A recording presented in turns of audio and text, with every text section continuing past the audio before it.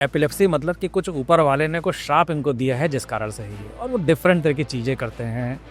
कोई जो होता है वो जूता सूंघाता है, कोई कहता है कि कान में तार बंधवा लो। तो फिर वो याददाश्त नहीं आती, समय के साथ वो और कम होती जाती है। फिर ऐसे भी केसेस हो जाते हैं कि भाई इंसान जा रहा है, उसको अपना घर ही याद नहीं रह गया। क्या अल्कोहल लेना चाहिए कि हमें साधु बने रहना चाहिए, अल्कोहल नहीं लेना चाहिए? एक महीने में 30 दिन में मॉडरेट अमाउंट ऑफ ड्रिंकिंग कितने दिन की होती चाहिए? कि आजकल जिम में बहुत सारे लोग बहुत हैवी वेट उठा लेते हैं, फिर पता पड़ता है बैक चली गई या बैक में इंजरी हो गई, स्पाइन में इंजरी हो गई। सर अभी ना एक मूवी आई थी इंडिया में, सैयारा करके, तो उसमें एक दिखाया ऐसा गया था कि 21-22 साल की आई थी एक लड़की थी, और वो समय के साथ उसको जब पता पड़ता है कि उसको ये बीमारी है तो वो भूल जाती है सबको, अपने पेरेंट्स को भूल जाती है, अपने बंदे को भूल जा रही है, घर का पता भूल जा रही है, सब कुछ वो डायरी में नोट कर रही थी।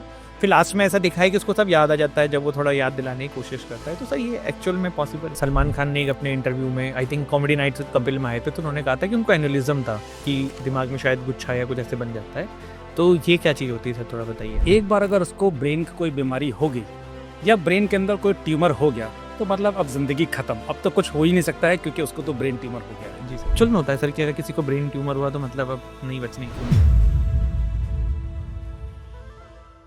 हेलो डॉक्टर क्षितिज सर, स्वागत है आपका टॉक विद मानवेंद्र के इस पॉडकास्ट में। सर आप इंडिया के जाने माने न्यूरो सर्जन हैं।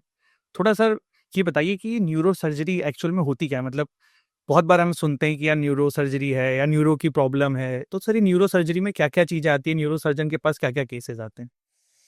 हाँ मानवेंद्र, सबसे पहले तो मैं ये बताना चाहूँगा कि न्यूरो रिलेटेड चीज़ें कुल मिलाकर के 3 ब्रांचेस होती हैं। जी सर।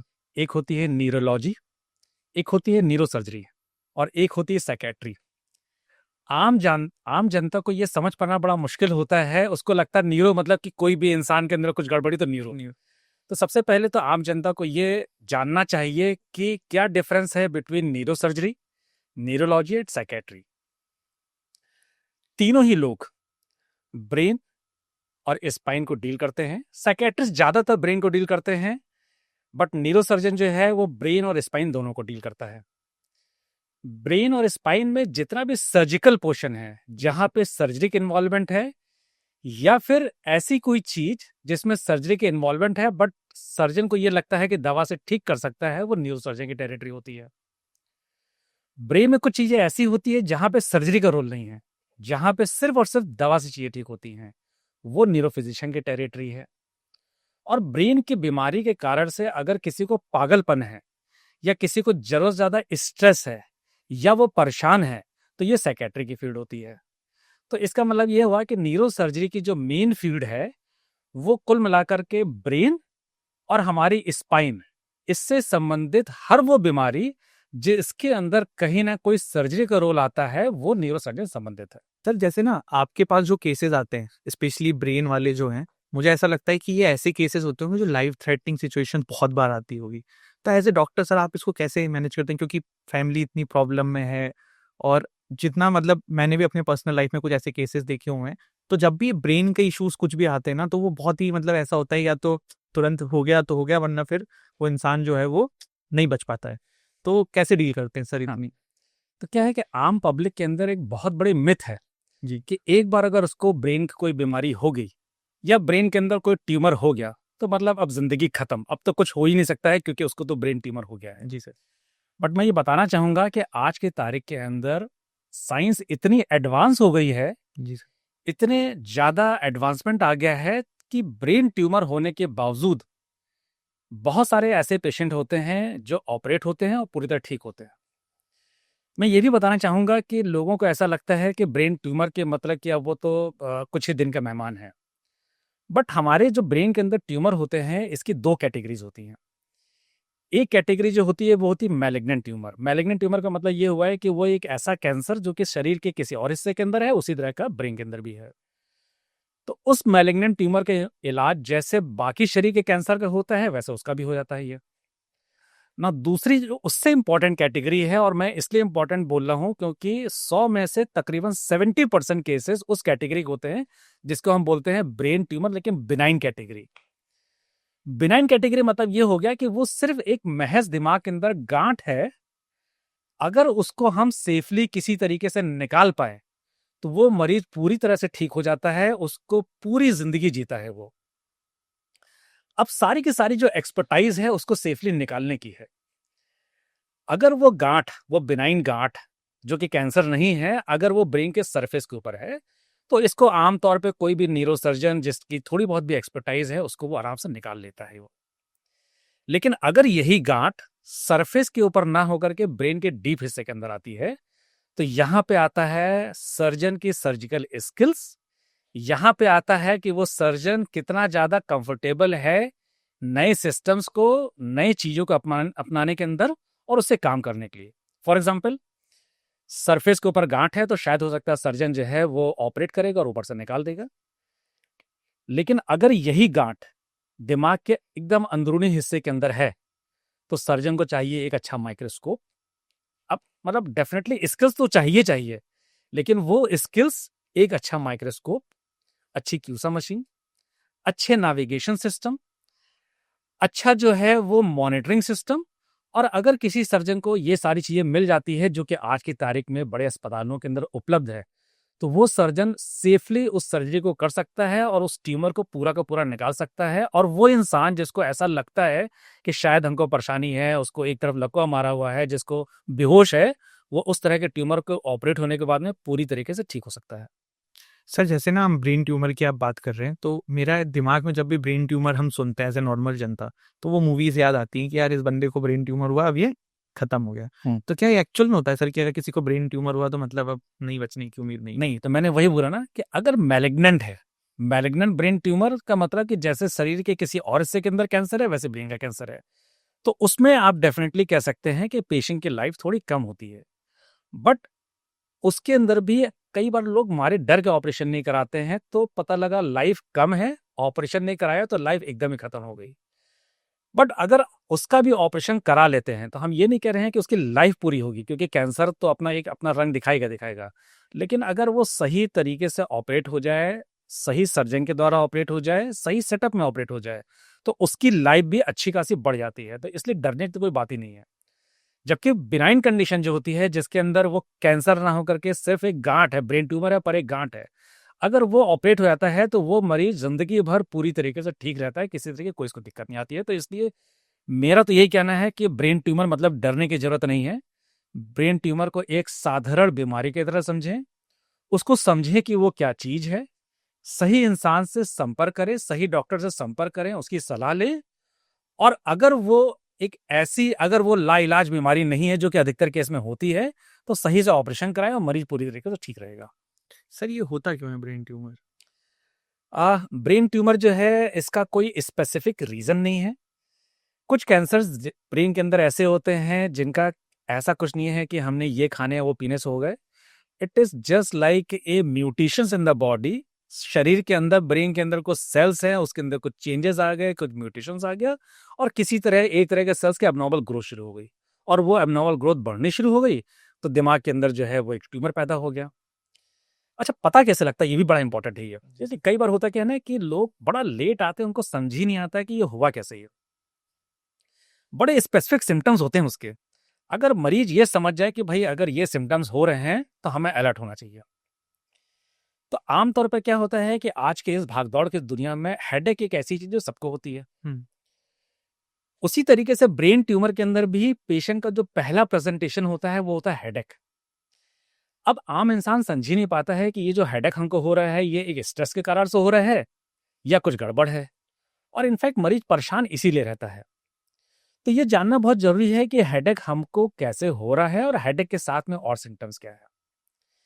तो अगर किसी एक इंसान को हेडेक कुछ ऐसा है कि मॉर्निंग आवर्स में बढ़ जा रहा है, हेडेक के साथ में उल्टियां हो रही हैं, वोमिटिंग हो रही है, और हेडेक के साथ में उसको धुंधला दिखाई पड़ रहा है ना, ये जो साइन है ना, ये अपने आप में बड़ा इंपॉर्टेंट साइन है, जिससे को ये लगता है, जिससे ये पता लगता है कि शायद इसको हेडेक इससे इंड्यूस हेडेक नहीं है, ये प्रॉब्ली इंडिकेट कर रहा है दिमाग के अंदर एक गांठ के लिए और ब्रेन ट्यूबर के लिए। तो हेडेक, साथ में वोमिटिंग और साथ में धुंधला दिखाई पड़ना, अगर ये चीजें आ जाएं तो तुरंत अलर्ट होना चाहिए कि ये नॉर्मल हेडेक ना हो करके ब्रेन ट्यूमर का हेडेक हो सकता है, हमें तुरंत एक न्यूरोसर्जन दिखाना चाहिए। इसके अलावा कई बार जो ट्यूमर होता है वो अपनी लोकेशन के कारण सिम्टम प्रोड्यूस करता है। फॉर एग्जाम्पल, किसी पेशेंट को, किसी इंसान को अगर ब्रेन में दाहिनी तरफ अगर यहाँ पे ट्यूमर है तो वो कई बार हेडेक के साथ में एक तरफ की पैरालिसिस करके प्रेजेंट करता है। कई बार वो हेडेक के साथ में मुंह में टेढ़ापन करके प्रेजेंट करता है। कई बार हेडेक के साथ में पेशेंट जब चलता है तो लहरा करके चलता है। तो हेडेक, वोमिटिंग और धुंधला दिखाई पड़ना, उसके अलावा अगर किसी को कुछ पैरालिसिस है, चलने फिरने में दिक्कत आ रही है, चलते हुए गिर पड़ जा रहा है, मुंह में टेढ़ापन आ रहा है, तो ये सब चीज़ इंडिकेट करती हैं कि उसको दिमाग के अंदर एक ट्यूमर की पॉसिबिलिटी है। उसको तुरंत किसी न्यूरोसर्जन को दिखाना चाहिए, जो प्रॉब्लम उसका से एक सीटी स्कैन कराएगा, एमआरआई कराएगा, डायग्नोस करेगा, इनिशियल कुछ दवा देगा और दवा देने के बाद में सर्जरी प्लान करेगा। सर जैसे ब्रेन ट्यूमर है ना, ऐसे ही एक टॉपिक और आप ही केस में है जिसको आप पैरालिसिस बोलते हैं, हम लोग हिंदी में लकवा मानना भी बोल देते हैं। तो ये एक ऐसा टॉपिक है सर कि मतलब आप कहीं ना कहीं सुनते रहते हो कि यार उस इंसान को लकवा मार गया, ये हो गया।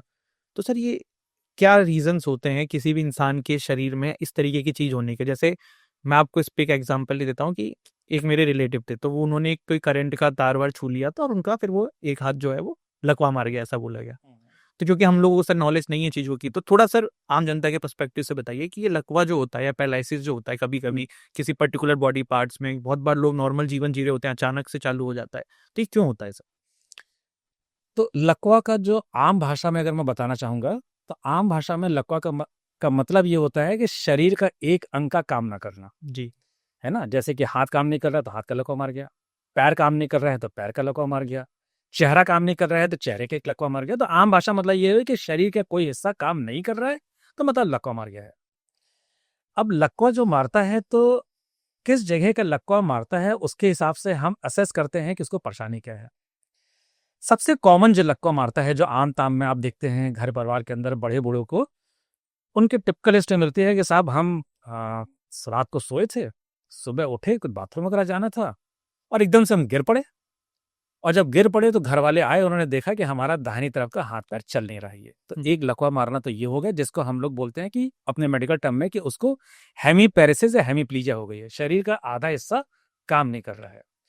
तो जब ये सिम्टम्स आते हैं ना कि एकदम से गिर पड़े, एक तरफ का हाथ पैर काम नहीं कर रहा है, तो इसमें जो मेन कारण होता है वो होता है कि दिमाग के अंदर की नसों में दिक्कत आ जाना, और इसको हम लोग अपनी भाषा में बोलते हैं कि उसको स्ट्रोक हो गया है। मतलब यहाँ पे जो लकवा मारा उसके पीछे कारण क्या है? स्ट्रोक। अब स्ट्रोक दो तरह के होते हैं। एक स्ट्रोक वो होता है जहां पे दिमाग की कोई नस सूख गई, और दूसरी तरह का होता है जहां पे ब्रेन हेमरेज हो गया। तो अधिकतर जो ब्लड प्रेशर वाले मरीज होते हैं, उनका जब कभी दिमाग के अंदर या जब कभी उनका ब्लड प्रेशर बढ़ जाता है, तो इसमें स्ट्रोक की वो वैरायटी होती है जहां पे अंदर ब्लीडिंग हो जाती है, जिस कारण से लकवा मर जाता है। हम लोग तुरंत सीटी स्कैन एमआरआई कराते हैं और देखते हैं कि भाई अंदर हेमरेज है। और हेमरेज होता है तो अगर हमको लगता है कि भाई हेमरेज एक ऐसी जगह पे है जहां ऑपरेट करके निकाल सकते हैं, तो हम ऑपरेट करके निकाल देते हैं और मरीज धीमे धीमे करके ठीक होता है। दूसरी तरह का वो स्ट्रोक होता है जिसके अंदर हेमरेज नहीं हुआ, लेकिन दिमाग की एक नस सूख गई। अब जो दिमाग की अगर नस सूख गई है तो उसके अंदर हम कोशिश करते हैं कि मरीज का फटाफट एमआरआई करा लिया जाए, उसको डायग्नोस किया जाए, और डायग्नोस करके उसके अंदर जो है वो डिफरेंट डिफरेंट तरीके होते हैं, इंटरवेंशंस होते हैं, कुछ दवाइयाँ होती हैं वो देते हैं, जिसको अगर हम टाइमली दे दिया जाए तो मरीज का जो लकवा है वो धीमे धीमे करके ठीक हो जाता है। ये तो मैंने बताया एक वो लकवा जो सबसे कॉमन तरीका लकवा देखने को मिलता है। ये दूसरी तरह का जो लकवा होता है वो होता है कि मरीज ये कह रहा है कि साहब अभी तक तो हम चलते थे, हमारे जो थे वो पिछले कई सालों से कमर में दर्द हुआ करता था, हमको लगता था कि लाइफस्टाइल है, काम धाम कर रहे हैं, दर्द कमर में हो रहा है और हम इसी में अपना काम धाम करते हैं जैसा आम इंसान करता रहता है। उसी दिन किसी दिन पता लगा कि साहब कमर में तो दर्द था ही था, धीमे धीमे करके पैर में दर्द आना शुरू हो गया। तो उसने कहा कि भाई पैर में दर्द आना शुरू हो गया है और आम भाषा में लोग कहते हैं कि सियाटका हो गया है, कुछ नसें दब रही हैं, तो हमने भी उस पर ध्यान नहीं दिया।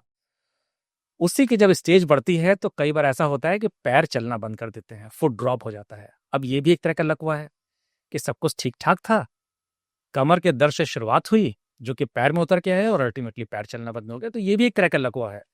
तो जब कभी इस तरह का लकवा आता है तो हम लोग हमेशा मरीज से बोलते हैं कि भाई जब कभी तुमको कमर का दर्द हो तो उसके इग्नोर ना करो, तुरंत जाकर के किसी न्यूरोसर्जन को दिखाओ। हो सकता है कि वो जो तुम्हारा कमर का दर्द है वो कोई स्पाइन की डिस्क है जो अपने आप में खिसक गई है, और वो जो डिस्क खिसक गई है वो हो सकता है नसों को दबा रही है। समय रहता है अगर उसका इलाज करा लो, जो अधिकतर केस के अंदर दवा से ठीक हो जाता है, लेकिन इंसान को जागरूकता चाहिए कि हमें क्या प्रिकॉशन लेने हैं, क्या एक्सरसाइज करते हैं जिससे ये आगे ना बढ़े। तो ये ठीक हो जाता है तो वो स्टेज ही नहीं आती है। लेकिन लोग लापरवाही करते हैं, इलाज नहीं करते हैं, एक्सरसाइज नहीं करते हैं, और ये बढ़ता है और कई बार बढ़ करके लकवे के फॉर्म में आ जाता है। सर डायबिटिक लोगों के अंदर भी ना एक प्रॉब्लम देखी जाती है कि जब विद एज जो है उनके पैर वैर या थोड़े सुन्न हो जाते हैं, हाथ सुन्न हो जाते हैं। मुझे अभी वो टर्म याद नहीं आ रहा इसे क्या बोलते हैं। तो वो भी क्या यही चीज होती है, वो कुछ अलग होता है? हाँ, तो ये जो आपने बताया है इसको हम लोग बोलते हैं डायबिटिक न्यूरोपैथी। जी। अब याद है। तो होता क्या है कि जिन लोगों को अनकंट्रोल शुगर रहती है, तो जब अनकंट्रोल शुगर रहती है तो उससे हमारी जो नर्व्स होती हैं वो धीमे धीमे करके खराब होने से हो जाती हैं। तो दो उनको मेन दिक्कतें आती हैं। एक दिक्कत आती है जिसमें नसें खराब होती है, जिसको हम लोग बोलते हैं डायबिटिक न्यूरोपैथी। और दूसरी दिक्कत ये आती है कि आंख की रोशनी में दिक्कत आती है, जिसको हम लोग बोलते हैं डायबिटिक रेटिनोपैथी। अब डायबिटिक न्यूरोपैथी जो है इसके अंदर क्या होता है कि जो हमारी नसें होती हैं वो ठीक से काम नहीं करती है, उनके फंक्शंस गड़बड़ हो जाते हैं। और पेशेंट को टिपिकल प्रेजेंटेशन होता है कि साहब हमारे हाथ जो हैं वो सुन पड़ रहे हैं, ठीक से काम नहीं कर रहे हैं, हमारे हाथ के अंदर बर्निंग सेंसेशंस हो रहे हैं, जलन बहुत ज़्यादा हो रही है, और इसके लिए कुछ दवाइयाँ करी जाती हैं जिससे आराम मिलता है। तो जब कभी भी हम लोग पास ऐसे पेशेंट आते हैं जिनको हमको जो कंप्लेन लेकर के आ रहे हैं कि डॉक्टर साहब हमको हाथ के अंदर बहुत जलन हो रही है, बहुत हमको जो है वो अजीब सा लग रहा है, कुछ पैरास्थीसियास हो रहे हैं, डिफरेंट सेंसेशंस हो रहे हैं, पैरों के अंदर भी जो कुछ हमको सोल के ऊपर कुछ जलन सी हो रही है, डिफरेंट सेंसेशंस हो रहे हैं, टिंगलिंग हो रही है। तो हमेशा ये पूछते हैं, स्पेशली अगर वो एल्डरली है तो पूछते हैं कि तुमको डायबिटीज तो नहीं है। और अगर उसको शुगर है तो उसको डेफिनेटली सिम्टम्स कंट्रोल करने को तो दवा देते हैं, लेकिन साथ ही साथ ये एजुकेट करते हैं कि ये दवा सिम्टम कंट्रोल करने की है, लेकिन जब तक शुगर कंट्रोल नहीं होगा तब तक तुम्हारी बीमारी कंट्रोल नहीं होगी। तो दवाइयां दी गई हैं जलन कम करने के लिए और ये तुमको टिंगलिंग कम करने के लिए, लेकिन इसका फाइनल रिजल्ट तभी आएगा जब तुम शुगर कंट्रोल में रखोगे। और इसीलिए हम लोग जो है, अब जैसे आज की तारीख में आप देख रहे हैं, डायबिटीज एक ऐसी बीमारी है जो कि पहले हम लोग सुनते थे कि वो 60s हुआ करती थी, 70s होती थी। आजकल because of life style changes ये डायबिटीज अब देखने को मिल रही है 30s में, 40s में, 50s में देखने को मिल रही है। ये लोग बड़ा इग्नोर करते हैं डायबिटीज को। लोगों को लगता है कि यार क्योंकि डायबिटीज पता तो लगती नहीं है, वो तो जब आपने कोई चेकअप कराया तो पता लगा डायबिटीज में निकल करके आई वहां पर। ये तो लोग इग्नोर करते हैं, करते कह रहे यार ठीक है डायबिटीज है और हमारा काम चल रहा है। ये कई लोगों को तो हमने ये सुना है कि ये कहते हुए कि साहब डायबिटीज तो हम खुद ही घर पे खाने पीने से इग्नोर मतलब कंट्रोल कर लेते हैं। तो उनसे पूछते हैं कि क्या मतलब कोई टेस्ट कराते हो? कह रहे नहीं, हमको पता लग जाता है। ये एक मिथ है, ये पता होता नहीं लगता है। ये डायबिटीज एक ऐसी बीमारी है जो कि किसी को भी हो सकती है, कभी भी हो सकती है। स्ट्रेस से डायबिटीज बढ़ती है। तो हमेशा 30s के बाद एक मेरी एडवाइस रहती है कि आप एक रेगुलर लेवल पे अपना ब्लड शुगर चेकअप कराता रहिए। कई बार होता है कि आपको डायबिटीज नहीं होती है बट आपको प्री डायबिटीज होती है, मतलब कि आपकी फैमिली हिस्ट्री है, शुगर की बॉर्डर लाइन वैल्यूज आ रही है और आप प्रोन है डायबिटीज के लिए। तो जब कभी भी कोई पेशेंट हमको ऐसे मिलते हैं जो हमको लगता है प्रोन है डायबिटीज के लिए, तो उनको हमेशा कहते हैं कि प्री डायबिटीज की लेवल पे ही आप अपनी लाइफस्टाइल में चेंजेस करिए, अपने खाने पीने के अंदर शुगर पे कंट्रोल रखिए, अपने खाने पीने के अंदर जो हाई ग्लाइसेमिक्स इंडेक्स वाले फूड हैं, पोटैटोज हैं, राइस है, मीठा है, इसको अवॉइड करने की जगह लो ग्लाइसेमिक इंडेक्स ऐसे फूड लीजिए जो बॉडी में जाने के बाद में देर तक एनर्जीज दे और देर तक कैलोरी मेंटेन करके रखें। क्योंकि डायबिटीज अगर एक बार किसी को हो गई तो उसको कंट्रोल करने के लिए इनिशियल स्टेज के अंदर आपको अपना डाइट मैनेजमेंट करना पड़ता है, एक्सरसाइज करनी पड़ती है, लेकिन एक टाइम के बाद में फिर आपको दवा पर डिपेंडेंट रहना पड़ता है। और डायबिटीज एक ऐसी बीमारी है कि ये आने वाले समय के अंदर हार्ट को दिक्कत करेगी, ये आने वाले समय के अंदर ब्रेन के अंदर दिक्कत करेगी, ब्रेन के अंदर स्ट्रोक की पॉसिबिलिटी बढ़ा देगी। तो इसलिए समय रहते ही अगर डायबिटीज का इलाज कर लिया जाए और उस पर नजर रखी जाए तो डेफिनेटली पेशेंट के लिए बेनिफिशियल रहता है। सर अगर आपसे मैं पूछूं कि 3-4 चीज़ ऐसी बताइए जो सिम्टम है डायबिटीज़ की और आदमी को अगर ऐसा कुछ फील हो तो भाई तुरंत जाओ चेक कराओ। अर्ली एज के अंदर अगर हम बात करते हैं तो डायबिटीज का ऐसा कोई सिम्टम नहीं होता है जिसकी बेसिस पे जो है वो आप कहें कि पेशेंट को डायबिटीज है।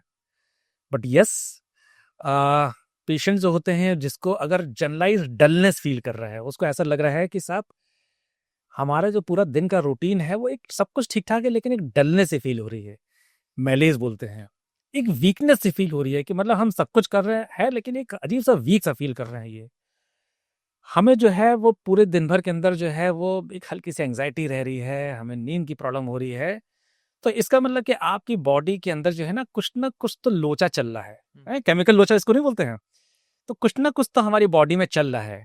और वो जो बॉडी में कुछ ना कुछ चल रहा है तो इसके लिए डेफिनेटली आपको देखना चाहिए। और इन सब के अंदर अगर फैमिली हिस्ट्री डायबिटीज की है तो एक आपको अपना ब्लड शुगर का लेवल जरूर चेक कराना चाहिए। सर एक ना टॉपिक पीछे रह गया, मेरे दिमाग में आया था। बहुत बार ना हम देखते हैं कि ओल्ड एज में लोग थोड़ा थोड़ा भूलने लगते हैं और वो न्यूरो सर्जन के पास ही जाया जाता है, उसमें फिर देखते हैं, दवाई कराते हैं। तो ये क्यों होता है सर? और क्या ये चीज़, क्योंकि मैंने जितने चीज़ें ऐसी देखी हमारे भी घर परिवार में देखा है, तो फिर वो याददाश्त नहीं आती है समय के साथ, वो और कम होती जाती है, कम होती जाती है। फिर ऐसे भी केसेस हो जाते हैं कि भाई इंसान जा रहा है, उसको अपना घर ही याद नहीं रह गया, और ओल्ड एज में ये ज़्यादा होता है। तो ऐसा क्यों होता है? ओल्ड एज की बीमारी भूलने की, जिसको हम लोग बोलते हैं डिमेंशिया, जी। ये एक ऐसी प्रॉब्लम है जो दिन प्रतिदिन बढ़ती जा रही है। और सबसे खास बात यह है कि लोग समय रहते इसके बारे में समझ नहीं पाते हैं ये। ठीक है, कुछ टिप्स मैं देना चाहूंगा डिमेंशिया के लिए, है ना। स्पेशली कोई इंसान जो है वो 40s में, 50s या 60s में अगर पहुंच रहा है तो उन टिप्स का पालन कर ले तो डेफिनेटली डिमेंशिया जो उसकी है वो काफी कुछ उससे हेल्प मिलेगी और उसको भूलने की बीमारी जो है वो या तो नहीं होगी या होगी तो बड़ी मिनिमम रहेगी। वो टिप्स क्या है? सबसे पहली टिप, इंसान को हमेशा अपना एक्सरसाइज करते रहना चाहिए। तो आप कहेंगे कि साहब एक्सरसाइज करने से भूलने से क्या मतलब? तो क्या होता है कि हमारा जो ब्रेन होता है इसके अंदर जब तक ब्लड का सर्कुलेशन अच्छा होता रहेगा तो हमारा ब्रेन अच्छे से वर्क करता रहेगा। तो जब हम एक्सरसाइज करते हैं तो एक्सरसाइज करने में हमारे बॉडी के अंदर जब ब्लड का सर्कुलेशन होता है तो जब जैसे पूरी बॉडी में अच्छा सर्कुलेशन हो रहा है वैसे ही ब्रेन के अंदर अच्छा सर्कुलेशन हो रहा है। तो जब ब्रेन के अंदर अच्छा सर्कुलेशन होता है तो ब्रेन को नरिशमेंट मिलती है और जब ब्रेन को नरिशमेंट मिलती है तो ब्रेन हेल्दी रहता है। तो सबसे पहले तो टिप ये है कि इंसान को हमेशा एक्सरसाइज करनी चाहिए, नंबर 1। अब कुछ लोग कहते हैं कि साहब उम्र हो गई हमारी 70, अब हमसे चला नहीं जाता है, अब हम एक्सरसाइज तो नहीं कर सकते हैं। तो ऐसे लोगों की जो ओल्ड एज है, जो नहीं चल सकते हैं और ये कहते हैं कि हम एक्सरसाइज नहीं कर सकते हैं, तो उनको मैं सिर्फ ये कहता हूं कि आप बिस्तर पे भी लेट के अगर चाहे तो एक्सरसाइज कर सकते हैं। आपको नहीं चला जा रहा है, आप बैठे रहिए, लेकिन बैठे बैठे अपने हाथ के मूवमेंट करिए, बैठे बैठे एक्सरसाइज करिए, शोल्डर के एक्सरसाइज करिए, हाथ के एक्सरसाइज करिए। अगर आप लेटे हुए हैं तो लेटे लेटे के अंदर कम से कम हाथ पैर के मूवमेंट्स करिए, क्योंकि अगर हाथ पैर के मूवमेंट्स होंगे तो ब्लड का सर्कुलेशन बढ़ेगा और जब ब्लड का सर्कुलेशन बढ़ेगा तो वो ब्रेन के अंदर जाएगा, वो ब्रेन को एक्टिव रखेगा। तो सबसे पहले तो physical activity in any form करनी चाहिए, नंबर 1। Number 2, diet. अब डाइट क्यों इंपॉर्टेंट है? तो डाइट सिंपल इसलिए इंपॉर्टेंट है क्योंकि अगर हम अच्छा नरिशमेंट लेंगे तो डेफिनेटली ब्रेन को एक एनर्जी मिलेगी और ब्रेन का वो होगा। और डाइट में भी अगर हम ब्रेन के लिए बात करेंगे तो कुछ डाइट्स बड़ी इंपॉर्टेंट है। नट्स, अखरोट लोगों ने जानते हैं, अखरोट का शेप आपने देखो किस तरह का होता है, दिमाग टाइप। दिमाग की तरह का होता है। तो जैसा उसका शेप होता है वैसे उसका फायदा होता है। तो मैं हमेशा रिकमेंड करता हूँ कि नट्स खाइए, अखरोट खाइए। जितने भी तरह के नट्स होते हैं इनका ग्लाइसेमिक इंडेक्स काफी कम होता है और ब्रेन को नरिशमेंट देता है। यह है कि सेकंड, न्यूट्रिशन पे ध्यान रखना चाहिए। तीसरा जो और इम्पोर्टेंट चीज है वो देखा है कि ओल्ड एज के अंदर लोग धीमे धीमे करके अपने आप को पब्लिक से, जनता से अलग कर लेते हैं ना। एक ये सबसे बड़ा फैक्टर होता है जो कहीं ना कहीं उनके मेंटल को स्लो करता है। बात करने के लिए लोग नहीं रहते। हाँ, बात करने को लोग नहीं रहते हैं। आप खुद देखिएगा कि आपके घर परिवार के अंदर जो आपके दादा, मामा, बड़े नाना नानी, जो लोग बात करने में माहिर हैं, हम लोग अपने आम भाषा में कई बार बोलते हैं लड़कों लड़कों में कि खुरपेची टाइप के हैं ये। तो जितने भी लोग बात करने में माहिर हैं, खुरपेची टाइप के हैं, वो हमेशा बात करते रहेंगे। आप उनको देखिएगा तो वो कभी भी उनको भूलने की दिक्कत नहीं आती है। भूलने की दिक्कत अधिकतर उन लोगों की आती है जो कि सोशल सर्कल से अपने आप को कट ऑफ रखते हैं, घर के अंदर पड़े रहेंगे, इंटरेक्ट नहीं करेंगे। तो आफ्टर रिटायरमेंट जितने भी एल्डरली लोग हैं उनसे मेरा एक बहुत ज्यादा निवेदन है कि अपने आप को कट ऑफ ना रखें। जितना ज्यादा आप इंटरेक्ट करेंगे उतना ज्यादा आपके ब्रेन के अच्छा रहेगा। अब इंटरेक्ट करने के लिए आप चाहे तो मतलब अपने सोसाइटी के लोगों से इंटरेक्ट करिए, आप फैमिली के लोगों से इंटरेक्ट करिए, आप पुराने फ्रेंड्स हैं उनको कॉल करिए, उनसे कॉल करके बातचीत करिए। जब आप फ्रेंड्स से कॉल करते हैं, पुरानी मेमोरी को रिकॉग्नाइज करते हैं तो आपका ब्रेन एक्टिवेट होता है, तो आपको वो करना चाहिए। छोटी छोटी एक्टिविटीज करिए, अपने बचपने के अंदर वापस जाइए, पजल्स जो आप बचपन में करते आए थे वो करिए, ताश जो आपको बचपन में डांटा गया था कि यार ताश नहीं खेलो, ताश खेलिए भाई, दिमाग एक्टिव होगा, आप सीखेंगे कि अब इसके अंदर जो है वो हमको रानी डालनी है यार, हमको हुकुम निक्का डालना है, सीखेंगे। वो पजल्स करिए, वो ताश खेलिए, लूडो खेलिए भाई, आप चेस खेलिए, मतलब वो सारी की सारी चीजें आपको ब्रेन को एक्टिवेट कर रही हैं। तो हर तरीके से अपने ब्रेन को एक्टिवेट करिए। अगर आपको पढ़ने का शौक है, अगर आपको लग रहा है कि भाई यहाँ पे और लोग नहीं हैं, उनको पढ़ने का शौक है, आप किताब खोलिए, आप किताब खोल करके पढ़िए। जब ये सब चीजें करेंगे तो आपका दिमाग जो होगा वो लगातार एक्टिव होगा। तो दिमाग की एक्टिविटी बनाए रखना सबसे इंपॉर्टेंट है। इसके लिए आपको सोशल कनेक्ट होना बहुत इंपॉर्टेंट है, पुराने दोस्तों से मिलना बहुत इंपॉर्टेंट है, मस्ती करना बहुत इंपॉर्टेंट है, अपने बचपने में जाना बहुत इंपॉर्टेंट है। ये सब चीजें करेंगे तो आपका स्ट्रेस लेवल भी कम होगा, क्योंकि स्ट्रेस भी अपने आप एक बहुत बड़ा फैक्टर होता है आपके डिमेंशिया के लिए, आपके मेमोरी के लिए। तो जब अपना बचपना आप जिएंगे, तब कहीं जाकर के आप अपना स्ट्रेस भी कम करेंगे, मेंटल एक्टिविटी करेंगे, और जो कि आपकी हेल्प करेगी वहां आपकी है। सर क्या जेनेटिकली भी होता है क्या, कि जैसे किसी के फैमिली में आया हुआ है? हाँ, तो बिल्कुल। तो अब जेनेटिक डिमेंशिया के एक्चुअली कई सारे कारण होते हैं।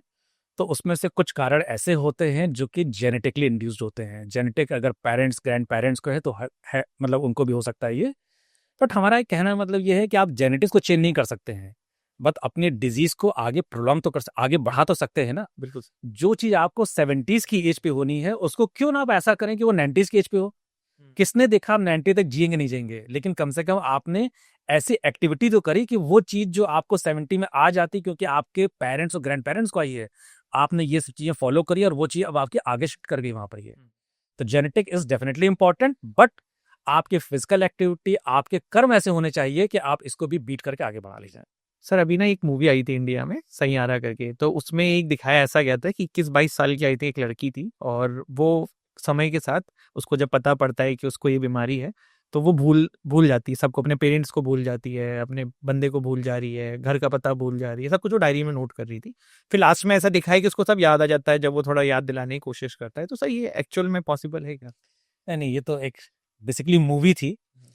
तो होता क्या है ना कि जब मूवी कोई डायरेक्ट करता है, कुछ बनाता है, तो उसके अंदर कुछ चीजें, स्टोरी ऐसी प्लान करता है कि जो आम पब्लिक को हिट करे। मेडिकल साइंस के अंदर इस एज के अंदर ऐसा कुछ भी नहीं बीमारी है कि जिसके अंदर कोई इंसान ऑल ऑफ अ सडन बगैर किसी रीजन के भूलना शुरू कर दे और कुछ दिन बाद वो अपने आप ही चीज उसको एकदम से याद आ जाए। तो ये मेडिकल साइंस के अंदर नहीं हो सकता है, मूवी में हो सकता है डेफिनेटली। सर आजकल ना एक और बहुत कॉमन इश्यूज जो यंग जनरेशन, ओल्ड एज, सब में ही दिख रहा है, डिप्रेशन का।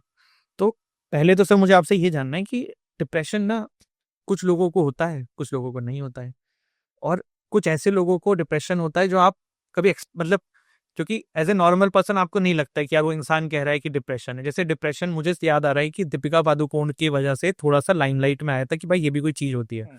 उन्होंने एक इंटरव्यू दिया था आई थिंक आज से 6-7 साल पहले, और उसमें उन्होंने ओपनली बोला था, तो थोड़ा लोगों ने एक्सेप्ट करना शुरू किया। वरना पहले जब हम लोग छोटे थे, मुझे याद है अगर कोई बोलता था कि यार डिप्रेशन है, तो सीधे उसको कहते थे कि तुम पागल हो रहे हो, ये क्या है।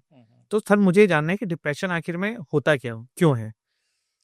डिप्रेशन जो बेसिकली वो इट इज मेनली सर्कमस्टेंसेस के हिसाब से होता ही है ना। कोई ऐसा नहीं होता है कि बचपन से पैदा हुआ है तो वो डिप्रेशन जैसी चीज को लेकर के पैदा हुआ है, या उसके दिमाग में कुछ ऐसा है कि डिप्रेशन होगा, ऐसा बिल्कुल भी नहीं है। Depression is all circumstances. तो कई बार होता क्या है कि किसी पर्टिकुलर सर्कमस्टेंसेस में कोई एक इंसान ऐसा होता है जो उससे कोप अप कर जाता है ये, बट कुछ ऐसे इंसान होते हैं जो उसमें कोप अप नहीं करते हैं और वो उसके बारे में सोचना शुरू कर देते हैं और वो डिप्रेस हो जाते हैं ये। तो सर्कमस्टेंसेस सेम है, बट एक इंडिविजुअल उसमें कोप अप कर ले रहा है, दूसरा इंडिविजुअल उससे कोप अप नहीं कर रहा है और उसके अंदर जो है वो लगातार डिप्रेस होता जा रहा है, परेशान होता जा रहा है ये। तो मुझको ऐसा लगता है कि कोई भी इंसान जिसको या तो आप जाने कि इसको डिप्रेशन है या उसको खुद लगे कि शायद मैं डिप्रेस होता हूं, उसको हमेशा जो एक हेल्प की जरूरत होती है। कई बार होता क्या है कि लोग इग्नोर करते हैं, कई बार फैमिली इग्नोर करती है, कई बार जो होते हैं वो खुद इग्नोर करता है, कई बार उसके साथ के लोग मजाक उड़ा करके उसको खत्म कर देते हैं। ये जो डिप्रेशन होता है इसका मेन कारण जो होता है वो होता है negative attitude. Negative attitude to circumstances, negative attitude to life.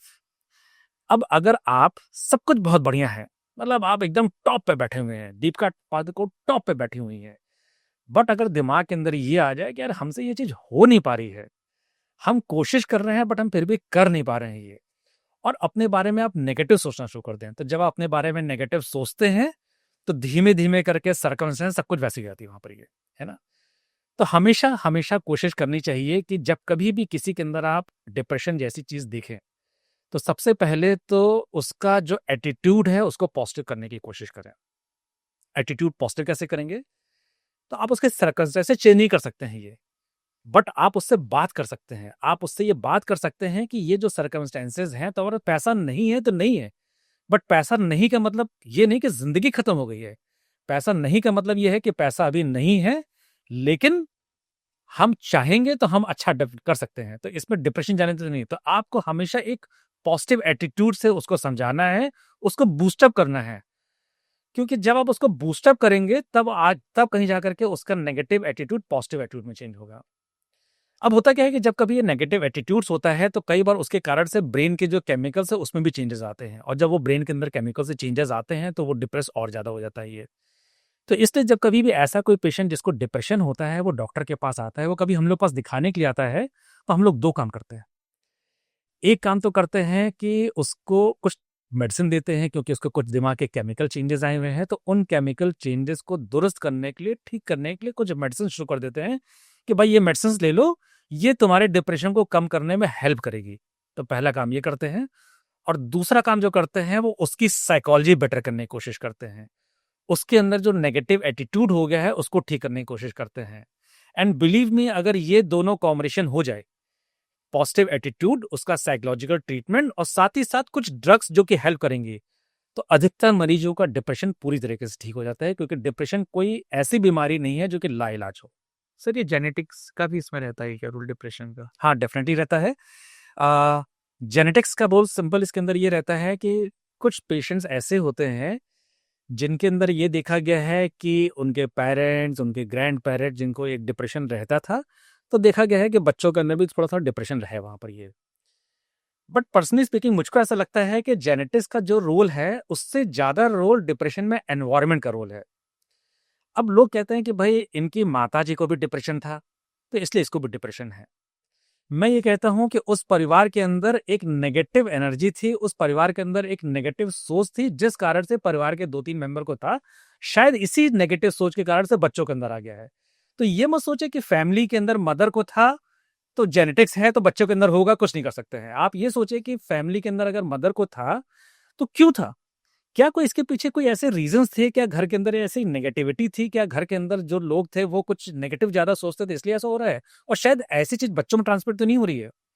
तो जेनेटिक डेफिनेटली होता है, बट एनवायरनमेंट फैक्टर कहीं ज्यादा इंपॉर्टेंट होता है डिप्रेशन के लिए। आपका ये मतलब है सर कि किसी की लाइफ में कोई ऐसी चीज घट जाती है जिसके बाद वो थोड़ा इन सब चीजों से और ज्यादा एक्सपोज हो जाता है? बिल्कुल। परिवार के अंदर अब पता लगा कि परिवार के अंदर एक घर है जहां पे सपोज करिए कि किसी एक महिला है, उसका हस्बैंड डेली ड्रिंक करके आता है, घर में लड़ाई करता है, उस कारण से मदर के अंदर नेगेटिविटी है, परेशान है, वो डिप्रेस्ड है। सर्कमस्टेंसेस है, डेफिनेटली है वहां पर ये। अब वो मदर डिप्रेस्ड है और वो उसका हस्बैंड जो है वो सालों साल से ऐसे ही है। 10 साल बाद जब उसका बच्चा बड़ा होता है तो देखा गया कि उस बच्चे को भी डिप्रेशन है ये।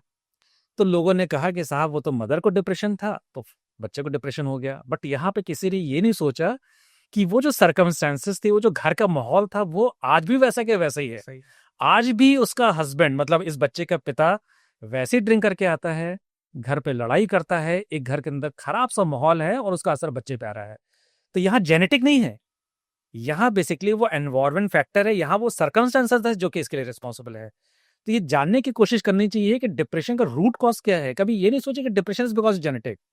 जब आप जानने की कोशिश करेंगे कि डिप्रेशन का रूट कॉज क्या है और आप उस पर वर्कआउट करना शुरू करेंगे तो डेफिनेटली जो डिप्रेशन हो रहा है इसमें आपको हेल्प मिलेगी। सर अल्कोहल से भी ये सब चीजें होती है ना, जो ज्यादा अल्कोहलिक होते हैं उन लोगों को भी ये सब प्रॉब्लम होती है? हाँ, तो अल्कोहल सोसाइटी चेंज हो रही है। पहले के टाइम पे जो था वो अल्कोहल लोग लेते नहीं थे, लेकिन अब चूंकि सोसाइटी चेंज हो रही है और alcohol is now in near normal in to the present society. तो बात ये उठती है कि क्या अल्कोहल लेना चाहिए कि हमें साधु बने रहना चाहिए, अल्कोहल नहीं लेना चाहिए। मैं कभी भी ये नहीं कहता हूं, बीइंग ए डॉक्टर, मैं कभी भी ये नहीं कहता हूं कि किसी इंसान को अल्कोहल तो छूनी ही नहीं चाहिए, है ना। क्योंकि मैं कभी भी एक ऐसी चीज नहीं कहूंगा यंगर जनरेशन को जो वो सुनेगी और उसको जो है वो किनारे कर देगी।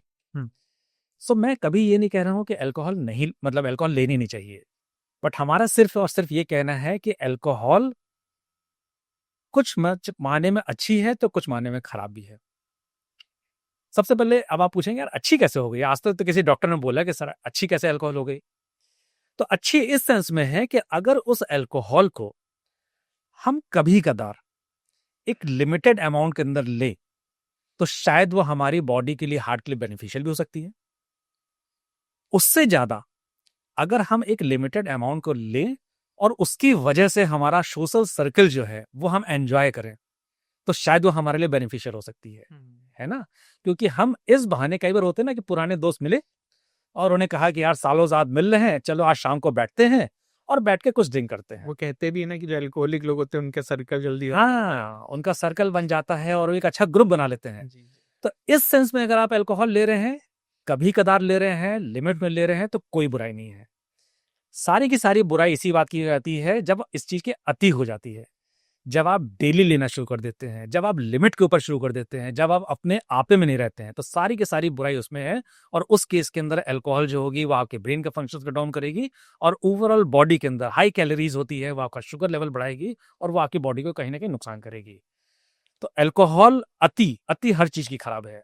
अति में ले रहे हैं, ज्यादा ले रहे हैं, रोज ले रहे हैं, अनलिमिटेड ले रहे हैं, डेफिनेटली खराब है।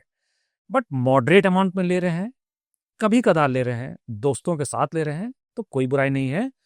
और इसलिए मैंने तो एक रूल बना रखा है, मैं आपको सही बताऊं मनविन जी, कि अल्कोहल मैं भी लेता हूं बट मैं कभी अकेले नहीं लेता हूं।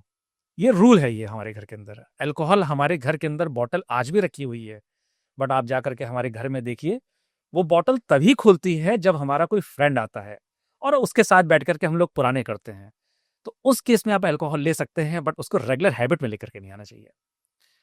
सर आपने बात बहुत अच्छी बोली, पर मेरा एक क्वेश्चन है सर इसी पे कि क्योंकि आप न्यूरोसर्जन हैं, आपको ब्रेन का डायनामिक्स पता है, तो बहुत बार अब क्योंकि पीने वाले तो पीते ही हैं, तो अब वो भाई पी लिया, न्यू ईयर पार्टी थी, कोई पार्टी थी, तो फिर अगले दिन हैंगओवर हो रहा है, दिमाग थोड़ा स्लो हो रहा है, तो कुछ मेडिकेशंस बताइए सर कि आप जिस दिन ड्रिंक कर रहे हो तो ये कुछ मेडिकेशन है जो यूज करके आप थोड़े से जो ये सिम्टम्स है हैंगओवर के, ये रोक सकते हो। मनोज जी, सबसे पहले समझिए हैंगओवर होता क्यों है ये। जी सर। तो हैंगओवर क्या होता है कि जो अल्कोहल की वैरायटीज हैं उस पर भी आप देखें कई सारी वैरायटीज हैं। कुछ अल्कोहल है ऐसी हैं जो आपको जो है वो कुल मिला करके मिल जाएंगी, हो सकता है कि 300-400 रुपए की बोतल मिल जाएगी। कुछ अल्कोहल ऐसी हैं जिसका जो अमाउंट है वो 4-5 हज़ार रुपए हो जाएगी, है ना। तो इंसान को लगता है कई बार कि अल्कोहल तो अल्कोहल है, हम तो सिर्फ इसीलिए पी रहे हैं कि हमको किक मिले। तो जब हमको किक 300 रुपए से मिल रहा है तो why should I go for a 3000 rupees bottle. ठीक है, अब डिफरेंस यहीं पे आ जाता है। ये डिफरेंस यहीं पे आ जाता है कि आप किस अल्कोहल को किस तरह से प्रोड्यूस कर रहे हैं, किस तरीके से फर्मेंट कर रहे हैं, किस तरीके से बन रही है। अच्छी क्वालिटी की जो अल्कोहल होगी, आप खुद भी देखिएगा कि अगर आपने अच्छी क्वालिटी की अल्कोहल पिया है और किसी दिन गलती से ज्यादा हो भी गई तो नेक्स्ट डे आपको हैंगओवर नहीं होगा, आप अपने आप को ठीक फील करेंगे। बट इसके कंपैरिजन में अगर आप किसी भी लो क्वालिटी की अल्कोहल को लेंगे, क्योंकि इनका फर्मेंटेशन का प्रोसेस ही ऐसा है कि मतलब उसके अंदर जो है वो आपको बहुत तेजी से किक मारेगी और एकदम से ब्रेन को जो है वो आउट कर देगी और अगले दिन आपको हैंगओवर होगा वहां पर। ये तो सबसे पहले तो ये कहूंगा कि भाई आप जब कभी अगर अल्कोहल कर रहे हैं तो इन मॉडरेशन ले, लिमिट में ले, कभी कभी ले, और जब भी ले एक अच्छी क्वालिटी की अल्कोहल ले, लो क्वालिटी के अल्कोहल बिल्कुल ना लें। कभी अल्कोहल आपने लिया और नेक्स्ट डे अगर आपको लग रहा है कि आपका सिर पकड़ लिया है और आपको हैंगओवर हो रहा है तो क्या करें वहां पर। ये तो जब कभी भी इस तरह का हैंगओवर अगर आपको होता है तो सबसे पहले तो उसको मॉर्निंग में उठ करके एक अच्छी सी बाथ लेनी चाहिए। अगर आप अच्छी सी बाथ ले लेंगे तो पूरा शरीर फ्रेश हो जाता है और ये हैंगओवर से आपको हेल्प मिलती है। दूसरा जो है वो कुछ खा करके आपको कॉफी पीनी चाहिए ना। टी और कॉफी, एक्चुअली क्या होता है कि ये जो टी और कॉफी है ये भी ब्रेन के स्टिमुलेंट है ये। ठीक है, तो जब आप टी और कॉफी लेते हैं तो ये ब्रेन को स्टिमुलेट करता है, तो जब ये ब्रेन को स्टिमुलेट करता है तो ये आपके जो अल्कोहल के कारण से हैंगओवर होता है तो इसमें आपको हेल्प मिलती है वहां पर। ये तो इन दो चीजों को लोग अच्छे से बात लेना है, कल आपको ऑफिस जाना है तो अच्छे से बात लीजिए, मॉर्निंग नोट करके जो है वो एक अच्छी टी या कॉफी लीजिए, तो डेफिनेटली आपके हैंगओवर को काफी हेल्प मिलेगी और दोपहर तक आते आते देखेंगे हैंगओवर आपका पूरी तरह से ठीक हो जाएगा। सर एक चीज इसी पे बस लास्ट आपसे और पूछूंगा, हमको सिर्फ अल्कोहल पे बात नहीं करनी है, लेकिन आज की डेट में सर इसको आप अवॉइड भी नहीं कर सकते क्योंकि ये टॉपिक इतना रिलेटेबल है। आपके हिसाब से सर एक महीने में 30 दिन में मॉडरेट अमाउंट ऑफ ड्रिंकिंग कितने दिन की होनी चाहिए और कितनी होनी चाहिए? तो मेरे हिसाब से अगर आपको ड्रिंक करना है तो it should only be on weekends. हफ्ते में एक बार ड्रिंक करिए, रोज ड्रिंक के आदत ना डालिए। तो हफ्ते में एक बार अगर वीकेंड्स में आप 1 से 2 पैक अगर अपने फ्रेंड के साथ ले रहे हैं तो this is a moderate amount, जिसमें आप उस ड्रिंक को एंजॉय भी करेंगे, अपने दोस्त का सर्कल भी एंजॉय करेंगे और हेल्थ से बहुत ज़्यादा खिलवाड़ नहीं करेंगे। तो once a week on the weekends in moderate amount 1 to 2 pack, that's all. Sir आजकल ना एक प्रॉब्लम और बहुत सारे यूथ में है, जो ओल्ड एज में है उनको भी है, कि ऑफिस के वजह से या फिर घर पे भी वर्क फ्रॉम होम का कल्चर आया है कोविड के बाद, तो सब बहुत लंबे समय तक बैठ के ना वो रीढ़ की हड्डी में, स्पाइन में थोड़ा प्रॉब्लम फील कर रहे होते हैं। तो ये सब क्यों होता है सर? मतलब ये नॉर्मल दर्द है, पेन किलर से चला जाएगा कि कुछ प्रॉब्लम है? मतलब नहीं, ये नॉर्मल दर्द को ना समझा जाए जो कि पेनकिलर चला जाए। हमको ये देखना होता क्या है कि जैसे जैसे लोगों की एज एडवांस करती है, तो हमने देखा है कि जो आज के यूथ है उनका जो लाइफ स्टाइल हो गया है वो कुछ इस तरह करके हो गया है कि अगर ऑफिस वर्क कर रहे हैं तो सुबह से शाम तक हम ऑफिस डेस्क के ऊपर बैठे हुए हैं, एक ही पर्टिकुलर पोजीशन में वर्क कर रहे हैं, कंप्यूटर पर लगातार वर्क कर रहे हैं, और नेक का मूवमेंट जो है वो एक तरह के हमने दिन भर नेक को स्टिफ रखा। या हमने देखा कि अगर हम चेयर पे बैठे हुए हैं तो हम अपना पोस्चर गड़बड़ कर दे रहे हैं। फॉर एग्जाम्पल कि हमको कहा जाता है कि भाई आप सीधे बैठिए, करिए वहां पर ये, लेकिन आप दिन भर बैठे रहते हैं तो हो नहीं पाता है। तो हम कई बार टेढ़े मेढ़े आगे करके बैठ जाएंगे, कभी ऐसे करके बैठ जाएंगे। तो जब कभी भी हम अपना पोस्चर गड़बड़ रखते हैं, जब कभी भी हम एक पोस्चर को बहुत लंबे समय रखते हैं, तो उस कारण से हमारी जो मसल्स होती हैं वो कॉन्ट्रैक्ट कर जाती हैं, और जब वो मसल्स एबनॉर्मल कॉन्ट्रैक्ट करती हैं तो पेन हो जाता है। तो इसीलिए हमेशा जब कभी भी हम कुछ वर्क कर रहे हैं, कंप्यूटर पे वर्क कर रहे हैं, तो नेक का पोस्चर हम थोड़ी थोड़ी देर पे चेंज करते रहें। जब हम सामने वर्क कर रहे हैं तो एक ही पोस्चर पे वर्क ना करते हुए हम थोड़ी देर से अपना नेक को मूवमेंट कर लें, चला लें।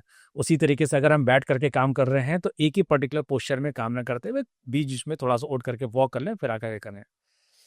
मेजर जो दिक्कतें आती हैं आज के जनरेशन में स्पाइन को लेकर के, वो सिर्फ इसलिए आती है क्योंकि वो पोस्चर को ठीक से अडॉप्ट नहीं कर रहे हैं। तो एक तो अपना पोस्चर ठीक रखें जिससे उनके स्पाइन की दिक्कतें ठीक रहेगी। दूसरी जो प्रॉब्लम आती है वो आती है कि लैक ऑफ एक्सरसाइज। अब हमारे पास आते हैं स्टूडेंट्स, वो कहते हैं कि सर हम जिम तो रोज जाते हैं लेकिन फिर भी हमको जो है वो दर्द हो रहा है, जबकि आप तो कहते हैं एक्सरसाइज करना चाहिए। तो मैं उनको हमेशा ये समझाता हूँ कि जो हम लोग इवॉल्व कर रहे हैं वो हम लोग इवॉल्व कर रहे हैं एनिमल से। भाई बहुत से पहले ड्यूरिंग एवोल्यूशन प्रोसेस हम लोग क्या थे, हम लोग बेसिकली सारे एनिमल्स थे, और सारे के सारे एनिमल्स जो चलते थे वो हाथ पैर दोनों चलते थे, मतलब 4 उनके पैर हुआ करते थे जिससे वो चला करते थे। जैसे जैसे इवोल्यूशन हुआ वैसे वैसे हमने स्ट्रेट होना शुरू कर दिया। तो बट हमारी जो बॉडी की स्ट्रक्चर है, जो हमारी बॉडी की स्पाइन है, वो अभी भी वो उसी तरीके से है जैसे 4 वाली। तो हमने हॉरिजॉन्टल से जब वर्टिकल पोजीशन अडॉप्ट किया, तो आप देखते होंगे कि हम सारे दिन भर में जो काम करते हैं वो आगे वाले काम तो करते हैं बट पीछे वाले काम नहीं करते हैं, क्योंकि पीछे ऐसा कुछ काम ही नहीं है। तो चूंकि पीछे वाले काम नहीं करते हैं तो हमारी जो बैक की मसल्स होती है उसका कुछ बहुत ज्यादा वर्क नहीं होता है। तो वो धीमे धीमे धीमे करके वो है वो अपनी टोन खत्म कर देती है, और धीमे धीमे करके वो सब मतलब अच्छे से काम करना बंद कर देती है, ये उनकी स्ट्रेंथनिंग खत्म हो जाती है। तो आप जब जिम में जाते हैं तो जिम के अंदर आप अधिकतर जो एक्सरसाइज करते हैं वो आप एक्सरसाइज करते हैं फ्रंट की करते हैं, बैक की करते हैं, बैक मसल्स करते हैं, बट बैक स्पाइन की एक्सरसाइज नहीं करते हैं ये। So always I always recommend कि हमेशा जो आप एक्सरसाइज करिए वो बैक के स्पाइन की एक्सरसाइज करिए, बैक को थोड़ा पीछे करने की कोशिश करिए जिससे कि बैक के मसल्स के अंदर कॉन्ट्रैक्शन आएगा और वो वर्क करेगी। डेडलिफ्ट जो होती है, इस तरह की चीजें करें। डेडलिफ्ट तो एक बहुत आगे की चीज हो गई। सिंपल से योगा के अंदर भुजंग आसन होता है। आप पेट के ऊपर लेटते हैं, हाथ आगे रखते हैं और सिर ऊपर उठाते हैं। ये सिंपल सा भुजंग आसन है जो कि हमारे लोग पहले से करते आए हैं बट हम लोग नहीं करते हैं। सिंपल सा अगर भुजंग आसन भी अगर आप डेली के अपने रूटीन में लेकर के आ जाएंगे तो आपके बैक के मसल की एक्सरसाइज हो जाएगी। सर इसी में ना एक प्रॉब्लम उल्टी भी हो जाती है कि आजकल जिम में बहुत सारे लोग बहुत हैवी वेट उठा लेते हैं, फिर पता पड़ता है बैक चली गई या बैक में इंजरी हो गई, स्पाइन में इंजरी हो गई, तो वो भी एक प्रॉब्लम देखने को मिलती है। बट ये जो प्रॉब्लम होती है ना, जो डेफिनेटली होती है, वो होता है because of lack of proper exercise. यहाँ पे जो हो रहा है वो ये हो रहा है कि आपने गलत तरीके से वेट उठा लिया तो मसल की टीयरिंग हो गई। अब ये जो मसल की टीयरिंग हुई है तो लोग क्या करते हैं, जब कभी भी जैसे आपने देखा होगा किसी को मोच आ गई, पैर होता ना चल रहे चलते चलते पैर बुड़ गया तो उसको मोच आ गई। अब मोच का ट्रीटमेंट क्या है, तो कई लोग कहते हैं कि मोच आ गई है तो चलते फिर रहे अपना आराम से रहता है वहाँ पर ये। बट आपने देखा होगा कि आज का डॉक्टर कई बार कहते हैं कि एक्सरे करो, और एक्सरे नॉर्मल हो फिर भी कहते हैं प्लास्टर बांध दो। तो क्यों कहते हैं ऐसा? वो इसलिए कहते हैं क्योंकि एक्सरे के अंदर हड्डी नहीं टूटी है, लेकिन जो पैर के मसल्स हैं, जो लिगामेंट्स है, वो ब्रेक हो गए हैं। तो जब तक आप उनको प्रॉपर तरीके से कुछ दिनों के लिए रेस्ट नहीं देंगे तब तक वो रिपेयर नहीं होंगे। उसी तरीके से जो हमारी बैक की स्पाइन है, जो हमको जो है वो बैक एक हो रहा है, जो हमने कोई एक्सरसाइज कर ली है उस कारण से मसल्स के अंदर टियर हो गया है, तो हमेशा हम ये कहते हैं कि कुछ दिन के लिए एक्सरसाइज रोक दीजिए, कुछ दिनों के लिए उनको हील होने दीजिए, कुछ दिन के लिए रेस्ट कर लीजिए, और एक बार जब उसकी थोड़ी हीलिंग के प्रोसेस शुरू हो जाइए तब धीमे धीमे करके एक्सरसाइज शुरू करिए, जिससे कि अब धीमे धीमे करके उसके टोन वापस आ जाए। Sir, as a neuro surgeon आपको सारी चीज़ों का नॉलेज है। हम लोगों को आजकल सभी को मोस्टली लाइफ में कभी ना कभी बॉडी पेन या हेड एक इन सब चीज़ों की होती रहती है। But most of the time जब हम लोग पेन किलर लेने जाते हैं तो फिर एक देर इज मिसकंसेप्शन बोल लूँ कि क्या पता है सही बात हो कि नहीं खाने चाहिए, पेन किलर नहीं लेने चाहिए। तो कुछ सर ऐसे पेन किलर्स, मतलब आप भले ब्रांड ना बोले, आप उनका केमिकल नेम बताइए, लेकिन कुछ सजेस्ट करिए जो एक आम जनता अगर खाना चाहे, जो रिस्की भी ना हो और जरूरत पड़ने पे यूज कर सके, तो बताइए सर। सबसे सेफ जो पेन किलर एक्चुअली होता क्या है कि जो पेन किलर्स होती हैं, इसका सबसे बड़ा जो नुकसान होता है स्पेशली एल्डरली के अंदर, कि इसमें से कई पेन किलर ऐसी होती हैं जो गैस्ट्राइटिस करती हैं, पेट के अंदर गैस बनाएंगी, या कुछ पेन किलर्स ऐसी होती हैं जो किडनी डैमेज करती हैं। तो जरूरत से ज़्यादा पेन किलर कभी रिकमेंड नहीं करते हैं, क्योंकि अननेसेसरी गैस बनेगी, गैस्ट्राइटिस होगी, और उसके अलावा किडनी का डैमेज होगा। सो लंबे समय तो पेन किलर नहीं खानी चाहिए। बट अगर फिर भी कोई हमसे पूछे कि साहब सेफ पेन किलर बताइए, क्योंकि अब भाई परेशानी होती है, कुछ ना कुछ खाना वहाँ पर ये, तो पैरासीटामोल एक ऐसी दवा है जो सबसे ज़्यादा सेफ है। ठीक है, तो पैरासीटामोल की अगर कोई वजन कम है तो 500 mg, वजन अगर ज़्यादा है तो 650 मिलीग्राम के अगर पैरासीटामोल लेता है तो this is the safest. Normally बुखार के लिए दिया जाता है, लेकिन बुखार के अलावा इसका दर्द मिटाने का भी बहुत अच्छा रोल इसका है वहाँ पर ये। तो हल्का फुल्का दर्द में पैरासीटामोल सबसे सेफ है। बट अगर कोई हमसे ये बोले कि साहब पैरासीटामोल हम ले रहे हैं बट हमको उससे कोई बहुत फर्क नहीं पड़ा, तो उसके साथ में कॉम्बिनेशन आता है एसिक्लोफेनेक विद पैरासीटामोल। तो एसिक्लोफेनेक विद पैरासीटामोल के कॉम्बिनेशन मार्केट में कई सारे नाम से मिल जाएंगे, किसी भी मेडिकल स्टोर में जा देंगे, आप ले सकते हैं। कभी कदार के पेन किलर के लिए, कभी कदार के दर्द के लिए आप एसिक्लोफेनेक विद पैरासीटामोल का कॉम्बिनेशन ले सकते हैं, जो कि एक अच्छी दवा है और आपको इंस्टेंट पेन रिलीफ दे देगी। सर, हमने क्रिकेट में भी एक टर्म सुनते हैं कि इंजेक्शन लेके खेल लिया, मतलब किसी के पैर में प्रॉब्लम हुई तो उन्होंने इंजेक्शन लिया और वो मैच खेल लिया। तो मतलब वो समझ में नहीं आता मुझे कि इंजेक्शन एज इन क्या, कि कोई पेन किलर के इंजेक्शंस भी आते हैं, ऐसा भी कुछ होता है? एक्चुअली पेन किलर इंजेक्शंस नहीं होते हैं, ये कुछ स्टेरॉइड्स होते हैं जो कि हमारी बॉडी जो होती है वो एक्स्ट्रा एनर्जी देते हैं। तो इसलिए जो लोग खेलते हैं या स्पोर्ट्स के अंदर होते हैं तो इस तरह के इंजेक्शन लेते हैं। वो तो कहीं कहीं पे हमने ऐसा देखा है भी, सलमान खान ने एक अपने इंटरव्यू में, I think comedy night with Kapil में आए थे, तो उन्होंने कहा था कि उनको एनुलिज्म था, कि दिमाग में शायद गुच्छा या कुछ ऐसे बन जाता है। तो ये क्या चीज़ होती है सर, थोड़ा बताइए। दिमाग के अंदर जो हमारे खून की नलियाँ होती हैं जो कि दिमाग को सप्लाई करती हैं, तो कई बार इसमें खून के गुच्छे बन जाते हैं। अगर वो बैलून शेप में गुच्छा बना तो इसको हम बोलते हैं एन्यूरिज्म। और कई बार वो बैलून शेप में ना बन के वो एक जाल के फॉर्म पे होता है, एक वेब के फॉर्म पे होता है, तो हम इसको बोलते हैं एवी मॉलफॉर्मेशन। ये दोनों चीज़ें ऐसी होती हैं जिसके अंदर कई बार नॉर्मली पता नहीं लगती है। जब ये ब्लीड करती है, जब इसके अंदर से कोई ब्लीडिंग होती है तो उस कारण से मरीज को दिक्कत आती है, सर में दर्द होता है, बेहोशी होती है, तो पता लगता है ये। तो इसी का ही जिक्र उन्होंने किया था कि हमको इस तरह करके बीमारी हुई थी। और ये दोनों बीमारी ऐसी है जिसको हम लोग बोलते हैं ब्रेन की बिनाइन कंडीशन। बिनाइन कंडीशन मतलब ये हुआ है कि ये दोनों बीमारी ऐसी हैं जिसका इलाज संभव है। अगर किसी को दिमाग के अंदर कोई एन्यूरिज्म हो जाए, कोई वैस्कुलर मॉलफॉर्मेशन हो जाए, तो ऐसे केस के अंदर तुरंत आप ब्रेन की एंजियोग्राफी कराते हैं, और एंजियोग्राफी कराने के बाद डिटेक्ट करते हैं कि वो कहाँ पर है, और उसका इलाज ऑपरेशन की विधि से, जिसको हम लोग बोलते हैं क्लिपिंग, और कुछ कॉइल्स जाके ब्लॉक करते हैं, इस तरीके से किया जा सकता है, और जिससे मरीज पूरी तरह ठीक हो जाता है। सर, एक और कॉमन इश्यूज है एपिलेप्सी का जो रहता है, मिर्गी जिसको हम बोलते हैं, बहुत लोगों में हम देखते हैं, तो क्या कारण होते हैं मिर्गी के सर? आपने देखा होगा ना एपिलेप्सी होती क्या है ये। तो जैसे आपने देखा होगा कि पुराने घर जो होते हैं वहां पे कई बार तार आपस में मिल जाते हैं और झटका आ जाता है। तो उसी तरीके से हमारा ब्रेन होता है, ब्रेन में कई सारी नर्व्स होती हैं, और ये जो नर्व्स होती हैं इनके कुछ आपस में कनेक्शन गड़बड़ाते हैं, और किसी मरीज को शॉक लग जाता है, हाथ पर हिलने लगता है, जिसको बोलते हैं झटका, एपिलेप्सी, सीजर। ठीक है, एपिलेप्सी कुछ लोग ऐसे होते हैं जिनको जन्म से, जब बच्चे पैदा होते हैं तो उनको पहले बुखार आया, उसके बाद उनको झटके आने शुरू हो गए, जिसको हम लोग बोलते हैं फेब्राइल सीजर। और आगे जाकर के देखा है कि इनको तो एपिलेप्सी की बीमारी हो गई जब तब देख रहे हैं कि ये गिर पड़ रहे हैं ये। कुछ लोग ऐसे होते हैं जिनको एपिलेप्सी बचपन में नहीं था बट बाद में जाकर के शुरू हुआ। अब होता क्या है कि एपिलेप्सी को लेकर के समाज के अंदर इतनी ज्यादा मिथ है कि लोगों को ये लगता है कि एपिलेप्सी मतलब कोई देवी प्रकोप है, एपिलेप्सी मतलब कि कुछ ऊपर वाले ने कोई श्राप इनको दिया है जिस कारण से ही, और वो डिफरेंट तरह की चीजें करते हैं। कोई जो होता है वो जूता सूंघाता है, कोई कहता है कि कान में तार बंधवा लो, कोई कहता है कि झाड़ फूक करा लो, एंड डिफरेंट डिफरेंट की चीजें करते हैं और इलाज नहीं करते हैं ये। तो सबसे पहले तो मैं ये कहना चाहूंगा कि एपिलेप्सी एक ऐसी बीमारी है जिसका पूरी तरीके से इलाज संभव है। अगर कोई इलाज समय पे दवा ले रहा है तो एपिलेप्सी कई बार ये देखा गया है कि आपने एक समय तक अगर समय पे दवा लिए गए तो कई बार दवा की जरूरत नहीं पड़ती है और बगैर दवा के ठीक हो जाता है ये। कुछ एपिलेप्सीज ऐसी होती हैं जिसके पीछे कुछ ना कुछ कारण होता है, जैसे दिमाग के अंदर कोई गांठ थी उस कारण से एपिलेप्सी है, तो आप गांठ का ऑपरेशन करा लिया, एपिलेप्सी ठीक हो जाएगी। वेस्कुलर मालफॉर्मेशन है, उस कारण से एपिलेप्सी हो रही है, आप उसका ट्रीटमेंट करा लिया, एपिलेप्सी ठीक हो जाएगी।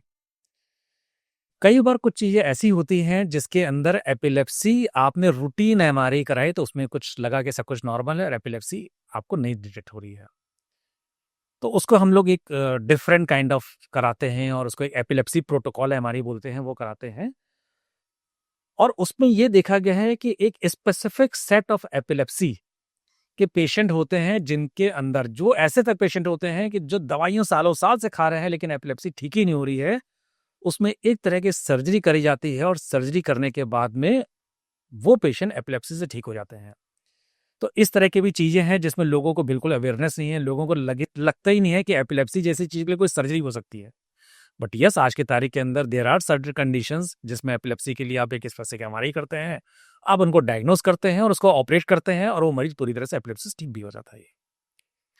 सर कोई ऐसा केस बताइए मुझे आपके पूरे लाइफ के अभी तक के सफ़र में, जब आपको बहुत मतलब होता नहीं, जो कि एज ए डॉक्टर हम ये एक्सपेक्ट करते हैं कि डॉक्टर लोग जो हैं बहुत मतलब इतना इमोशन होके नहीं सोचेंगे चीज़ों को, क्योंकि इतनी लाइफ थ्रेटनिंग चीज़ें आपके पास आती होंगी।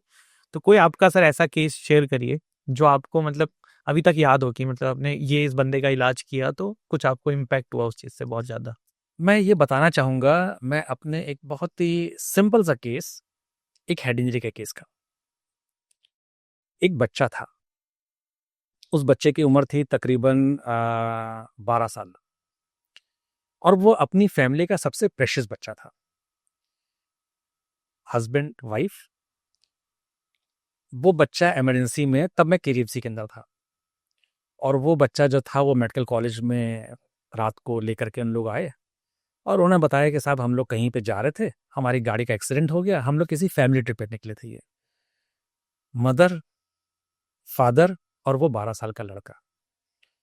मदर लगातार रो रही है, फादर लगातार रो रही है, और वो कह रहे हैं कि डॉक्टर साहब हमारे परिवार में ना आगे कोई है ना कोई पीछे है। ये बच्चा भी जो पैदा हुआ है, ये बच्चा भी बड़े मनावतियों के बाद में हमारी शादी के 12 साल बाद पैदा हुआ है, और एक ही बच्चा है हमारा ये। और ये बच्चा अगर चला हमसे जाएगा तो मतलब हमारी तो जिंदगी खत्म है, और हमारी जिंदगी भी आप ले लीजिए, लेकिन किसी तरीके से बच्चे को बता दिए। इस तरह की फीलिंग थी। तुरंत बच्चे को हम लोग ने एमरजेंसी के अंदर लिया।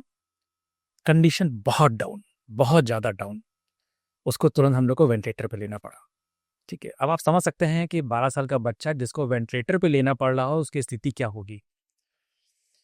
तुरंत हम लोगों ने उसका दौड़ते भागते जो है उसका सीटी स्कैन कराया कि भाई देखिए दिमाग के अंदर चोट क्या है। तो पता लगा कि दिमाग के एक हिस्से के अंदर उसको क्लॉटिंग हो रखी है जिसने ब्रेन को प्रेस कर रखा है।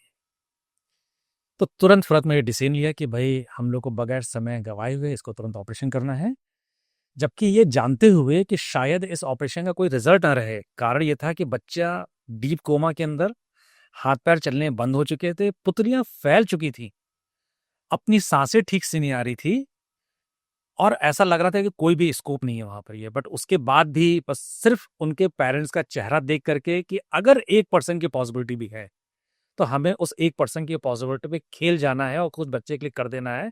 ये जानते भी शायद कुछ नहीं होगा, बट कुछ कर देना है वहां पर ये। और हम लोगों ने रात में उस बच्चे का ऑपरेशन किया और उस बच्चे को ऑपरेशन करके वापस वेंटिलेटर पे लेकर के आ गए। अब आप समझिए कि बच्चा वापस वेंटिलेटर पे आ गया और वापस दिन पे दिन गुजरते चले गए। और इनिशियल फेज में तो हम लोग को लगा कि यार मतलब ऑपरेशन तो सब कुछ कर दिया है, ब्रेन का प्रेशर भी कम हो गया है, क्लॉट भी निकल गया है, लेकिन अंदर इंजरी इतनी ज्यादा है कि शायद ये बच्चा ठीक नहीं हो रहा है। ये महीना लगा उस बच्चे को वेंटिलेटर से आउट आने पे। आज की तारीख में किसी को बोले कि 1 महीने से वेंटिलेटर पे रहता है तो लोग कहता है कि 1 महीने तो डॉक्टर बेवकूफ बना रहा है, कैसे हो सकता है? पैसे बढ़ाने के लिए। पैसे बढ़ाने के लिए 1 महीना लगा उस बच्चे को वेंटिलेटर से आउट आने के लिए। सांस के लिए हम लोगों ने उसकी ट्रेकोस्मी करा रखी थी, उसकी ट्रेकोस्मी केयर करी गई और उस ट्रेकोस्मी केयर के साथ में उसको लगातार हम लोग केयर करते हुए, और विश्वास मानिए मुझे उसको इतनी ज्यादा खुशी हुई कि 6 महीने बाद वही बच्चा अपने पेरेंट के साथ आया कि डॉक्टर साहब आज हमने इसका वापस अपने स्कूल के अंदर एडमिशन करा दिया है। ये मतलब इतनी ज्यादा मुझे खुशी हुई, मतलब जिसको कहना चाहिए कि एक डॉक्टर होने का गर्व। सही माने में लोग आकर कहते हैं कि डॉक्टर साहब आप भगवान है, ऐसा वैसा, मैं सब मना करता हूँ कि नहीं ऐसा कुछ भी नहीं है, भगवान तो ऊपर वाला है, हम लोग तो बस काम करते हैं ये। लेकिन उस दिन जो एक होता ना अंदर से एक डॉक्टर होने का गर्व कि शायद हम कुछ कर पाए, और जबकि होप बिल्कुल भी नहीं थी वहां पर ये, बट हम शायद कुछ कर पाए और उस बच्चे को जिला पाए, और आज वो बच्चा ठीक है और वो अपने घर का जो है वो इकलौता बच्चा आज ठीक हो गया है। इस बात की जो मुझे खुशी होती है, जब जब मैं उस पल को याद करता है तो मुझे बहुत ज्यादा खुशी होती है। और उसके बाद से तो मतलब हमारी सोच ही बदल गई। उसके बाद से तो मैंने सोचने ही छोड़ दिया कि किसी इंसान के अंदर मिरेकल पॉसिबल नहीं है। कोई भी इंसान जब आता है, कोई भी आके कहता है कि डॉक्टर साहब इसके बारे में तो आप कह दिए कि इसमें तो कुछ हो ही नहीं सकता, तो मैं हमेशा वो एग्जाम्पल देता हूँ कि अगर उस बच्चे के साथ ऐसा हो सकता है तो तुम्हारे साथ क्यों नहीं हो सकता है? तो होप मत छोड़ो, मैक्सिमम जो एफर्ट कर सकते हो करो, भगवान मत बनो। भगवान तो सिर्फ ऊपर वाला है, आप तो सिर्फ एक उसके भेजे गए बंदे हो जो कि कुछ काम कर रहे हैं। उसको डिसाइड करने दो कि वो ठीक होगा कि नहीं होगा, बचेगा नहीं बचेगा, आप तो बस अपना काम करिए। और शायद इस पॉजिटिव एटीट्यूड के बाद से, इस सोच के बाद से आज की तारीख में अब मैं देखता हूँ कि शायद मैं कहीं ज्यादा लोगों के लिए मदद कर पाता हूँ, कहीं ज्यादा लोगों की हेल्प कर पाता हूँ। सर ये आपकी स्टोरी सुन के ना मतलब मुझे भी बहुत काफ़ी इमोशनल हो गया और बहुत अच्छा लगा कि आपके साथ बैठने का मौका मिला है। आप इतने प्रसिद्ध हमारे यहाँ के डॉक्टर हैं। सर अभी इसी पे बस मेरा एक लास्ट क्वेश्चन है कि एक्सीडेंट में बोला जाता है कि हेड इंजरी को बचाओ, हेलमेट पहनो, क्योंकि हेड इंजरी हो गई तो मतलब बहुत कम चांसेस रहते हैं बचने के। तो थोड़ा सर मुझे ये बताइए कि हेड इंजरी किसी को हो गई, आपके सामने वो इंसान है, आपको उसको हॉस्पिटल लेके जाना है, तो हम क्या क्या कर सकते हैं जब तक हम उसको हॉस्पिटल लेके जा रहे हैं कि भाई चांसेस थोड़े से बढ़ जाएं? तो हम लोग ने क्या देखा है कि जब हम लोग कैजुअलिटी के अंदर आते हैं और पेशेंट आता है, तो मोस्ट अदर टाइम हमने ये देखा है कि पेशेंट जो डाउन जाता है वो सिर्फ पर से हेड इंजरी के कारण नहीं जाता है, वो क्लॉट के कारण से नहीं जाता है। वो इसलिए जाता है क्योंकि उसकी जो रास्ते की केयर है वो बेटर नहीं हुई है। अनफॉर्चुनेटली हमारे इंडिया के अंदर आज भी जो प्री हॉस्पिटल केयर है उस पर कोई बहुत ज़्यादा जोर नहीं है, जबकि अगर आप विदेशों में जाएंगे तो वहाँ पे प्री हॉस्पिटल केयर पे बहुत ज़्यादा जोर है। अब जब कभी किसी को चोट लगती है तो चोट लगने के बाद में कई बार पॉसिबिलिटी होती है कि उसको साथ में स्पाइन की इंजरी हो, बट लोग उसको जो है वो ऐसी गोद में उठा लेंगे और स्पाइन को प्रोटेक्ट नहीं करेंगे। तो सबसे पहले तो अगर किसी को चोट लगी है और सीवियर इंजरी है तो उसको ये मान के चलना चाहिए कि अगर उसको यहाँ की इंजरी है तो उसको स्पाइन की इंजरी भी हुई होगी। तो हमेशा स्पाइन के मूवमेंट को मिनिमाइज करके रखें, ये नहीं कि गर्दन टेढ़ी मेढ़ी करके ले गए, तो पहला काम करना चाहिए। दूसरा, कई बार ये देखा गया है कि जब सर की चोट लगती है तो ब्लीडिंग होती है, नाक से ब्लीडिंग हुई, मुंह से ब्लीडिंग हुई और साथ साथ वोमिटिंग आती है। मेजॉरिटी ऑफ केस में ये देखा गया है कि ये जो ब्लीडिंग होती है वो कई बार मुंह से हो रही है और वोमिटिंग हो रही है और वो एस्पिरेट कर लेता है, लंग्स में चली जाती है, और जैसे ही वो चीज एस्पिरेट किया लंग्स के अंदर गई तो हमारी सांस का नली ब्लॉक कर गई। तो अब यहाँ पे जो पेशेंट डाउन गया वो हेड इंजरी से डाउन नहीं गया, वो सिर्फ इसलिए डाउन गया क्योंकि उसकी जो उसने वोमिट किया वो सांस के रास्ते में चला गया, जो ब्लीडिंग थी वो अंदर चली गई वहां पर। ये तो जब कभी भी किसी को आपको देखे कि हेड इंजरी हुई है और हेड इंजरी के बाद उसको उल्टी हो रही है, उसको नाक ब्लड से खून आ रहा है, तो उसके पास करवट करा दे। अगर आपने उसको सीधा करा रखा है तो वो वोमिट करेगा तो वो ऑटोमेटिकली अंदर चला जाएगा, बट अगर आप उसको करवट से करा कर रखेंगे तो जो कुछ भी वोमिटिंग है, जो कुछ भी ब्लीडिंग है वो बाहर गिरेगी, अंदर नहीं जाएगी।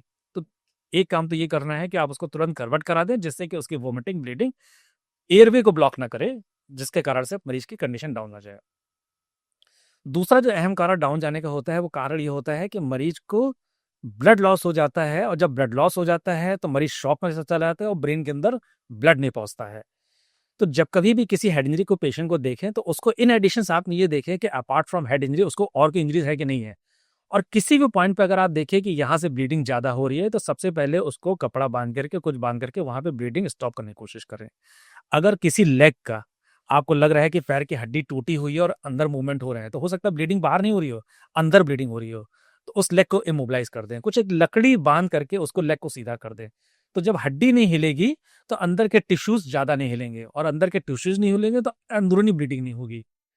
तो बस पेशेंट को अगर हेड इंजरी हुई तो उसको नेक का मूवमेंट मिनिमाइज करना है, उसको करवट करा देना है जिससे कि वोमिटिंग या ब्लीडिंग कारण से वो एस्पिरेट ना करे। अगर कोई एक्सटर्नल ब्लीडिंग हो रही है तो उसके ऊपर कुछ बांध करके उसको रोक देना है। और अगर किसी भी हाथ पैर के अंदर का जहां फ्रैक्चर का डाउट हो रहा है, जहां पे एबनॉर्मल मूवमेंट हो रहा है, इंटरनल ब्लीडिंग हो सकती है, तो कुछ एक लकड़ी वगैरह बांध करके उसको सीधा कर देना है कि उसका मूवमेंट बताता है। इतना कर लेंगे तो मेजॉरिटी ऑफ द केसेस के अंदर आपने वो प्री हॉस्पिटल केयर दे दिया जो विदेशों के अंदर लोग ट्रेंड होते हैं देने के लिए। तो इंडिया के अंदर अगर इतना भी हो जाए तो हमारे पास जो मरीज पहुंचेंगे तो उनको सेकेंडरी इंजरी से बच जाएंगे। प्राइमरी इंजरी तो हुई हेड इंजरी कारण से, ये जो इंजरीज हुई है ये सेकेंडरी इंजरी हुई है, तो आप सेकेंडरी इंजरी बचा सकते हैं। Thank you so much Kshitij sir, आप यहाँ पे आए और आपने इतने इंसाइटफुल हमको चीज़ें बताई, और बहुत ही अच्छी बातें यहाँ पे हमें सीखने को मिली, एंड आई होप जो भी हमारे लिसनर्स हों वो भी इससे काफ़ी कुछ सीखें। लास्ट में सर अगर आप कुछ भी कहना चाहें, जो भी हमारी ऑडियंस है, जो भी इस पॉडकास्ट को देखे उनको, तो प्लीज़ गो है। ऑडियंस के लिए मेरा सिर्फ एक यही मैसेज है, चाहे वो यूथ, चाहे वो बच्चा हो, चाहे यूथ हो, चाहे ओल्डर जनरेशन हो, always always remain positive in life. जिंदगी के अंदर अगर आप पॉजिटिव रहेंगे तो जिंदगी की हर जंग को आप जीत लेंगे। बट अगर आपकी जिंदगी के अंदर नेगेटिविटी आ गई तो आप कुछ नहीं कर पाएंगे। तो ऑलवेज रिमेन पॉजिटिव। अगर पॉजिटिव रहेंगे तो ना तो कभी आपको स्ट्रेस रहेगा, पॉजिटिव रहेंगे तो हमेशा कैरियर के अंदर बने रहेंगे और हमेशा प्रोग्रेस करते चलेंगे। Thank you. Thank you so much sir.